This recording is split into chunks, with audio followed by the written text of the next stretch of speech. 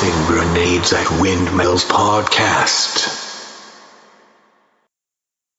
Welcome to the Tossing Grenades at Windmills podcast. I'm Rhombus Tix, and I'll be reading for you today a short story called City of Monuments. Washington the 23rd sat upon the eagle throne and looked out upon his city. How did one admit that one was in decline when all evidence pointed to the contrary?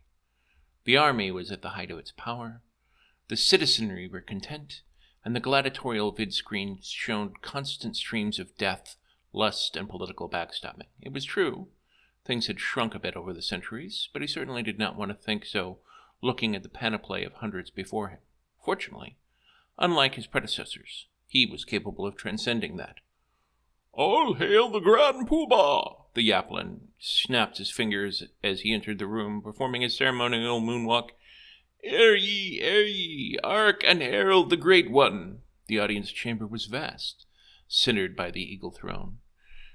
It was a large stone 4 or 5 throne, 4 or 5 times bigger than a man. At one time, it had housed the unspoken one's image.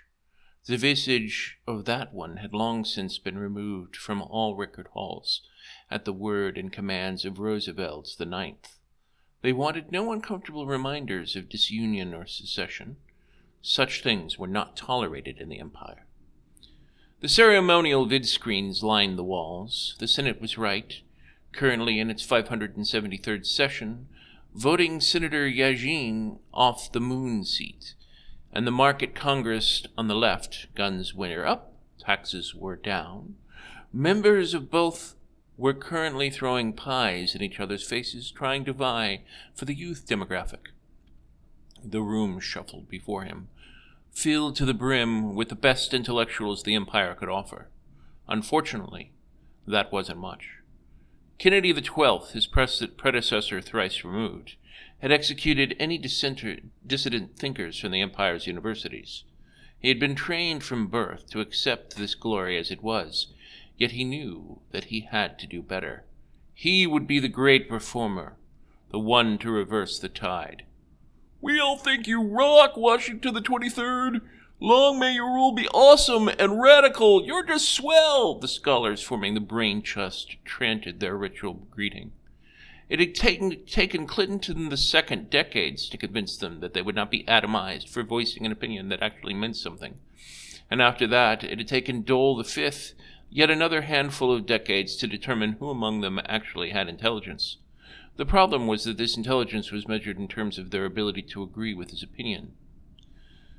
The American Empire had ceased to be a democracy under the reign of Washington III.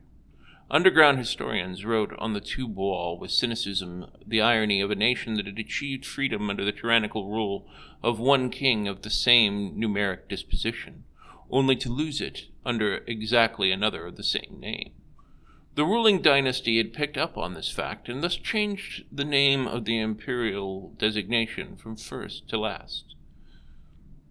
"We are gathered here to save the empire," Washington the 23rd said to them, waving his hand magnanimously. "The Senate and the market have spoken, and I have the 3 most popular solutions to the problem here in this tiny box. I have the mystery solution, randomly chosen from among the viewing public. Will it be Bill number 1, Bill number 2, Bill number 3, or what I have in this box?" There were numerous shouts from the brain trust. "Pick number 1! No, pick number 2! As was expected, a brawl broke out. Guns were forbidden in the presence of the emperor. Knives were far more effective. This went on for about 10 minutes before the lone remaining scholar smirked while he applied his left hand to his eye to keep it in its socket.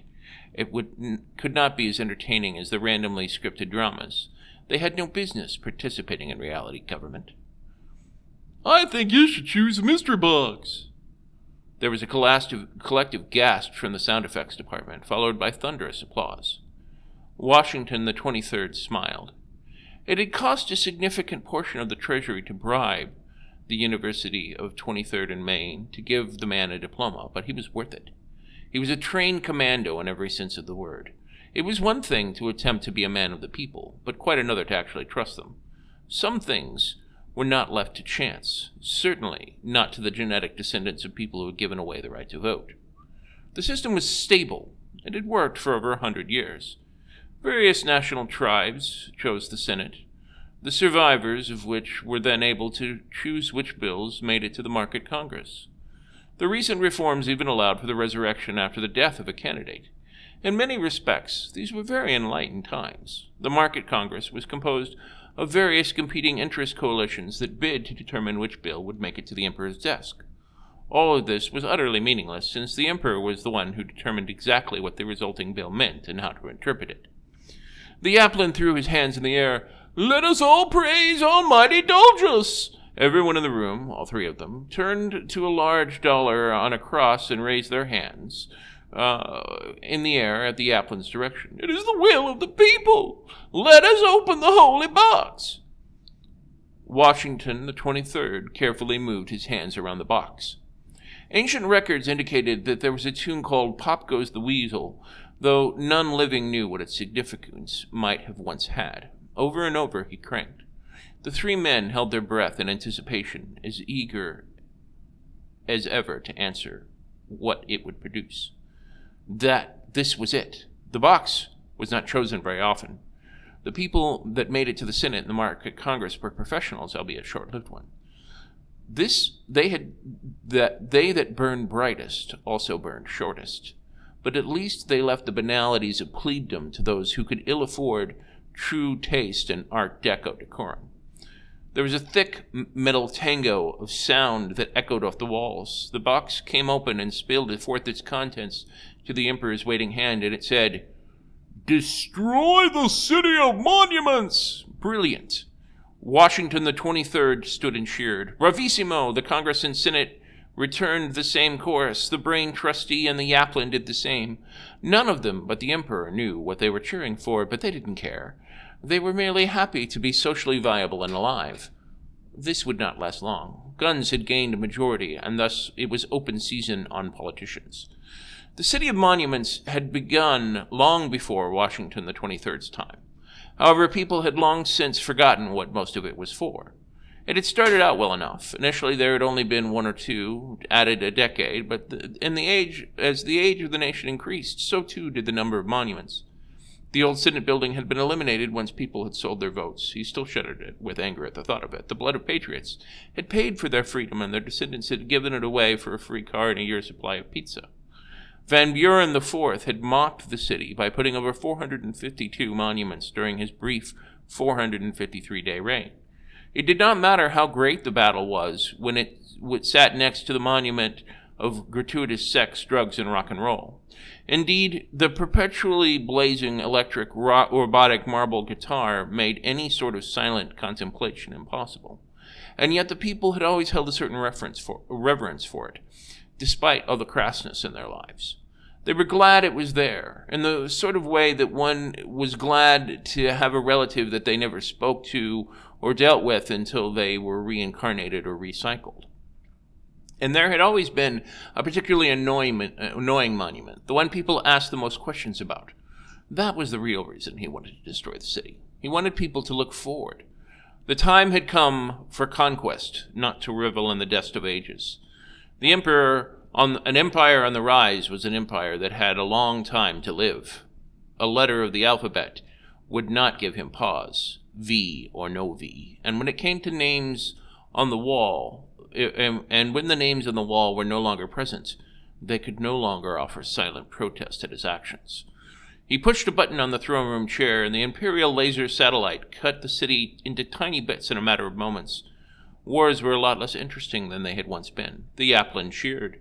The Brain Trustee said, "Now it is done! The will of the people! Yay!" Washington the 23rd took no pleasure from this. What was done was done. The time had come to expand the empire and take back what was once lost. With the corrupt half now gone and torn away, the American empire would take back, state by state, what was rightfully theirs to rule. Starting small, perhaps, with Rhode Island. They were ready. The time was now right. The rest of the world might have a problem with it, but God was on his side. He took out the ceremonial marching hat and put it on the Brain Trustee. "You have been drafted, son. Welcome to the army. As Commander-in-Chief, I am officially promoting you to General of all the armies.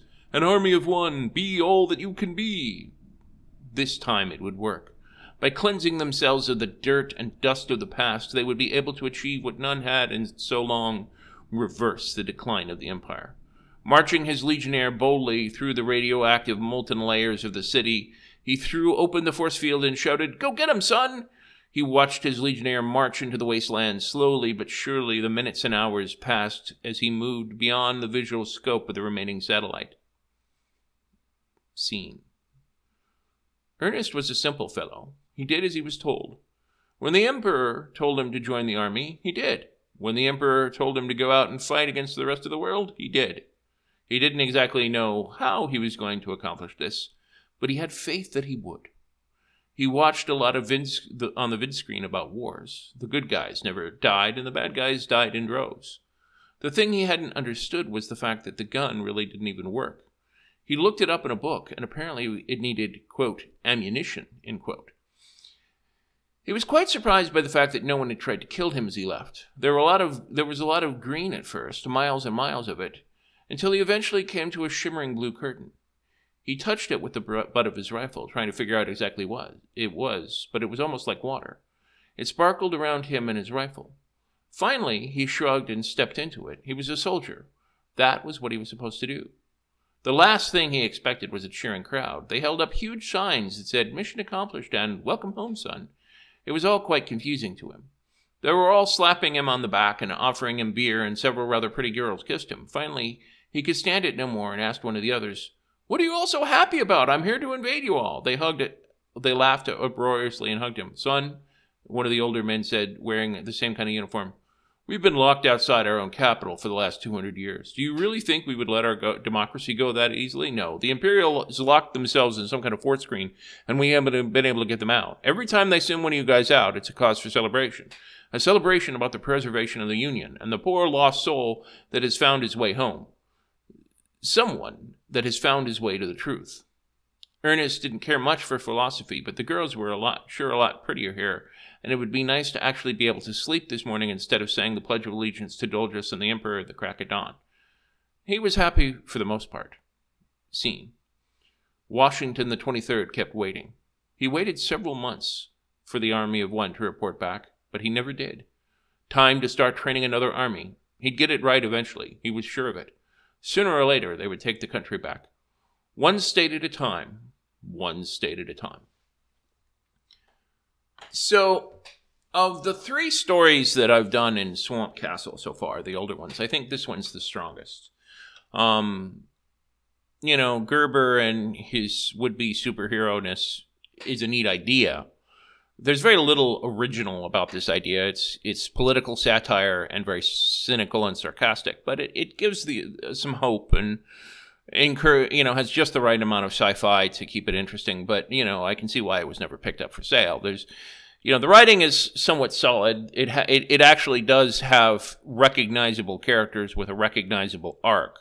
There's nothing wrong with this story. I'd give this story a solid B, maybe a B-.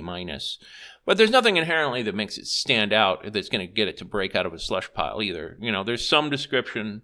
Like I said, it's solid. I enjoyed it, but there's, it doesn't really stand out either. If I was to write this story again, I think I'd make it a little bit less complicated, focus a little bit less on the mythology that I clearly had going here.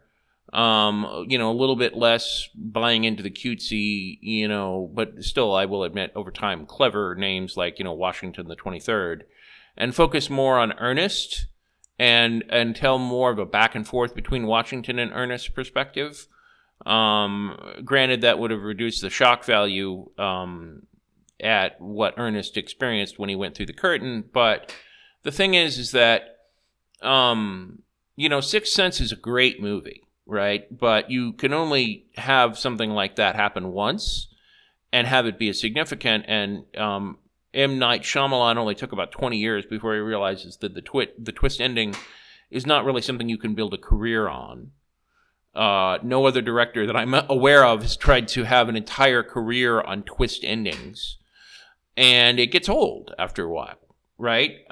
So the point is that shock endings in stories can be good, but unless they're really, really, really good, like The Star, and if you haven't read The Star by Arthur C. Clarke, I highly recommend it. It's not going to stand out, right? What's the point? Sometimes twist endings are fun, but, unless you're the one person that does the epic Rickroll, try and find something more interesting. Write about an interesting character or an interesting place.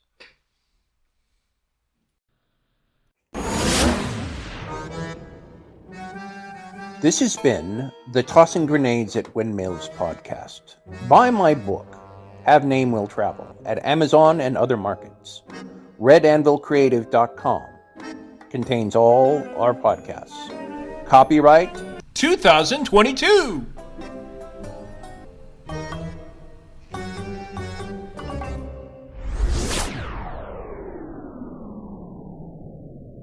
To fight the forces of evil!